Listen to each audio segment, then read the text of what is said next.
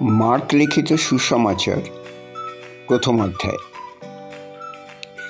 প্রভু যীশুখ্রিস্টের বাপ্তিস্ম ও পরীক্ষা। যীশুখ্রিস্টের সুসমাচারের আরম্ভ। তিনি ঈশ্বরের পুত্র।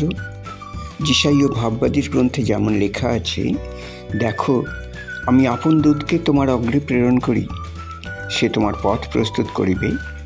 প্রান্তরে একজনের রব, সে ঘোষণা করিতেছে, তোমরা প্রভুর পথ প্রস্তুত করো, তাহার রাজপথ সকল সরল করো।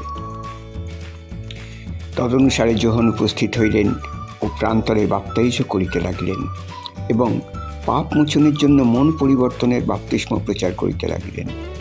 তাহাতে সমস্ত জিহুদিয়া দেশ ও জেরুজালেম নিবাসী সকলে বাহির হইয়া তাহার নিকটে যাইতে লাগিল, আর আপন আপন পাপ স্বীকার করিয়া জর্দন নদীতে তাহার দ্বারা বাপ্তাইজিত হইতে লাগিল। সেই যোহন উটের লোমের কাপড় পরিতেন, তাহার কটি দেশে চর্মপটুকা ছিল এবং তিনি পঙ্গপাল ও বনমধু ভোজন করিতেন। তিনি প্রচার করিয়া বলিতেন, যিনি আমার অপেক্ষা শক্তিমান, তিনি আমার পশ্চাৎ আসিতেছেন। আমি হেঁট হইয়া তাহার পাদুকার বন্ধন খুলিবার যোগ্য নই। আমি তোমাদিগকে জলে বাপ্তাইজ করিলাম, কিন্তু তিনি তোমাদিগকে পবিত্র আত্মায় বাপ্তাইজ করিবেন। সেই সময় যীশু গালিলের নাসরাত হইতে আসিয়া যোহনের দ্বারা জর্দনে বাপ্তাইজিত হইলেন, আর তৎক্ষণাৎ জলের মধ্য হইতে উঠিবার সময় দেখিলেন আকাশ দুই ভাগ হইল এবং আত্মা কপতের ন্যায় তাহার উপরে নামিয়া আসিতেছেন। আর স্বর্গ হইতে এই বাণী হইল, তুমিই আমার প্রিয় পুত্র, তোমাতেই আমি প্রীত। আর তৎক্ষণাৎ আত্মা তাহাকে প্রান্তরে পাঠাইয়া দিলেন। সেই প্রান্তরে তিনি 40 দিন থাকিয়া শয়তানের দ্বারা পরীক্ষিত হইলেন, আর তিনি বন্য পশুদের সঙ্গে রহিলেন এবং স্বর্গীয় দূতগণ তাহার পরিচর্যা করিতেন। প্রভু যীশুর প্রকাশ্য কার্যের আরম্ভ। আর যোহন কারাগারে সমর্পিত হইলে পর যীশু গালিলে আসিয়া ঈশ্বরের সুসমাচার প্রচার করিয়া বলিতে লাগিলেন, কাল সম্পূর্ণ হইল, ঈশ্বরের রাজ্য সন্নিকট হইল, তোমরা মন ফিরাও ও সুসমাচারে বিশ্বাস করো। পরে গালিল সমুদ্রের তীর দিয়া যাইতে যাইতে তিনি দেখিলেন সিমন ও তাহার ভ্রাতা আন্দ্রিয় সমুদ্রে জাল ফেলিতেছেন, কেননা তাহারা মৎস্যধারী ছিলেন। যীশু তাহাদিগকে কহিলেন, আমার পশ্চাৎ আইসো, আমি তোমাদিগকে মনুষ্যধারী করিব। আর তৎক্ষণাৎ তাহারা জাল পরিত্যাগ করিয়া তাহার পশ্চাৎগামী হইলেন। পরে তিনি কিঞ্চিত অগ্রে গিয়া শিবদিয়ের পুত্র যাকব ও তাহার ভ্রাতা যোহনকে দেখিলেন, তাহারাও নৌকাতে ছিলেন, জাল সারিতেছিলেন। তিনি তৎক্ষণাৎ তাহাদিগকে ডাকিলেন, তাহাতে তাহারা আপনাদের পিতা শিবদিয়কে বেতনজীবীদের সঙ্গে নৌকায় পরিত্যাগ করিয়া তাহার পশ্চাৎগামী হইলেন।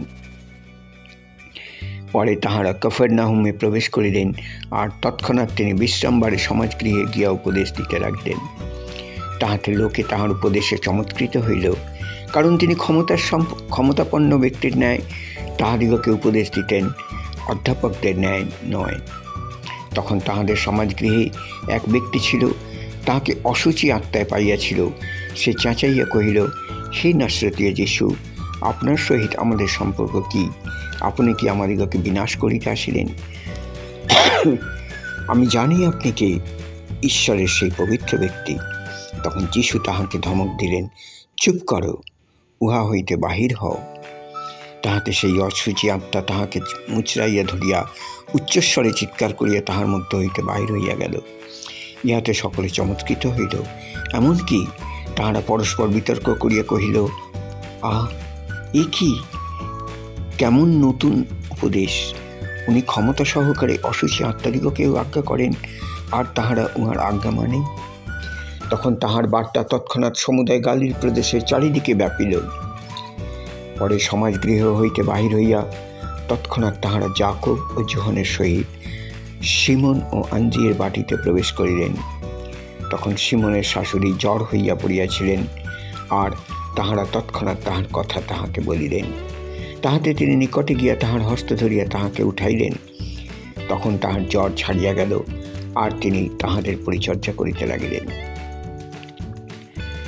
পরে সন্ধ্যাকালে সূর্য অস্ত গেলে লোকেরা সমস্ত পীড়িত লোককে এবং ভূতগ্রস্তদিগকে তাহার নিকটে আনিল, আর নগরের সকল লোক দ্বারে একত্র হইল। তাহাতে তিনি নানা প্রকার রোগে পীড়িত অনেক লোককে সুস্থ করিলেন এবং অনেক ভূত ছাড়াইলেন।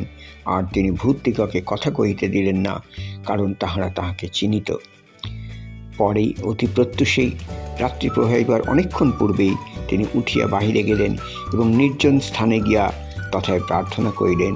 আর সিমন ও তাহার সঙ্গীরা তাহার পশ্চাৎ গেলেন এবং তাহাকে পাইয়া কহিলেন, সমস্ত লোক আপনার অন্বেষণ করিতেছে। তিনি তাহাদিগকে কহিলেন, চলো, আমরা অন্য স্থানে নিকটবর্তী সকল গ্রামে যাই, আমি সে সকল স্থানেও প্রচার করিব, কেননা সেই জন্যই বাহির হইয়াছি।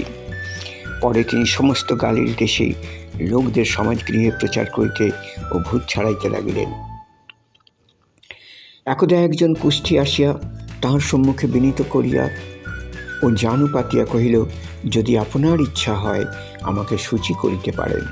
তিনি করুণাবিষ্ট হইয়া হাত বাড়াইয়া তাহাকে স্পর্শ করিলেন, কহিলেন, আমার ইচ্ছা, তুমি সূচীকৃত হও।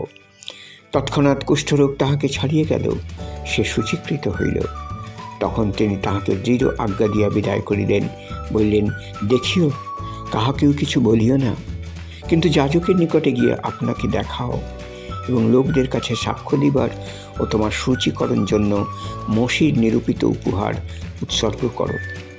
কিন্তু সে বাহিরে গিয়া সেই কথা এমন অধিক প্রচার করিতে ও চারিদিকে বলিতে লাগিল যে যীশু আর প্রকাশ্য রূপে কোনো নগরে প্রবেশ করিতে পারিলেন না, কিন্তু বাহিরে নির্জন স্থানে থাকিলেন, আর লোকেরা সকল দিক হইতে তাহার নিকটে আসিতে লাগিল।